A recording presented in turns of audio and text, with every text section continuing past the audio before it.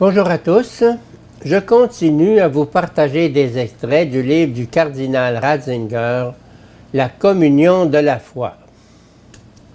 Le passage à la foi chrétienne est devenu possible parce qu'il y avait en Israël des gens au cœur en recherche qui n'étaient pas satisfaits des pratiques courantes, mais qui visaient à quelque chose de plus grand. Marie, Élisabeth, les 12 et tous les autres qui apparaissent dans le Nouveau Testament. L'Église des païens est devenue possible parce que, aussi bien dans le bassin méditerranéen qu'au Proche-Orient ou qu'au Moyen-Orient, partout où vinrent les missionnaires, il y avait des hommes qui ne se contentaient pas de ce qu'ils trouvaient, mais qui cherchaient l'étoile qui devait leur indiquer le chemin conduisant au vrai Sauveur du monde.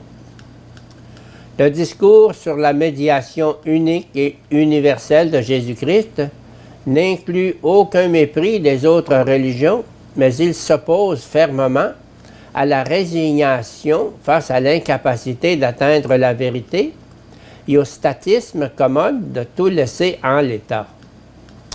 Il en appelle au désir enraciné au cœur de tous les hommes, au désir qui tend vers quelque chose de plus grand, vers Dieu lui-même, vers la vérité commune. Cela concerne au demeurant les chrétiens aussi. Eux aussi ne doivent pas se contenter d'un christianisme routinier, avec son ritualisme et ses pratiques. Eux aussi ne doivent cesser de briser la routine, afin de rencontrer la vérité qui a pris chair en Jésus-Christ.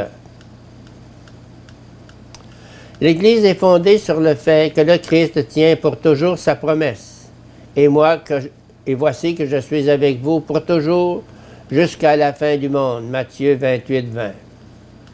Ce demeurer se produit de telle sorte que le Christ ne cesse de se créer un corps dans lequel il rassemble continuellement les hommes, en lesquels se poursuit sa corporéité. Il n'est pas que le Christ d'hier, il est aussi le Christ aujourd'hui et pour l'éternité. Hébreux 13, 8. Ainsi, si le Christ est un, alors son corps, lui aussi, ne peut être qu'un, et cela malgré les déchirures qui apparaissent empiriquement. S'il est vrai que tout salut dépend du Christ, et cela pour toujours, et que l'Église n'est pas séparable du Christ, alors il est clair que cette Église participe de sa médiation universelle, et qu'en toute relation à lui, l'Église est aussi contenue. Je voudrais terminer avec la plus grande hymne de la lettre aux Colossiens. Remerciez le Père avec joie.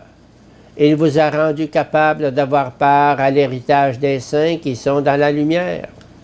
Il nous a arrachés au pouvoir des ténèbres et nous a transférés dans le royaume de son Fils bien-aimé. Par lui, nous avons la rédemption, le pardon des péchés. Il est l'image du Dieu invisible, le premier-né de toute la création. Car en lui, tout a été créé, au ciel et sur la terre, le visible et l'invisible. Tout a été créé par lui et pour lui. Il est avant toute création et tout subsiste en lui. Il est la tête du corps et ce corps, c'est l'Église. Il est le principe, le premier-né d'entre les morts. Il a ainsi la primauté. Colossiens 1, 12, 18. Ajoutons à notre réponse ce passage de la seconde lettre de Pierre. À lui, le Christ, la gloire, maintenant et jusqu'au jour de l'éternité. Amen. 2 Pierre 3, 18.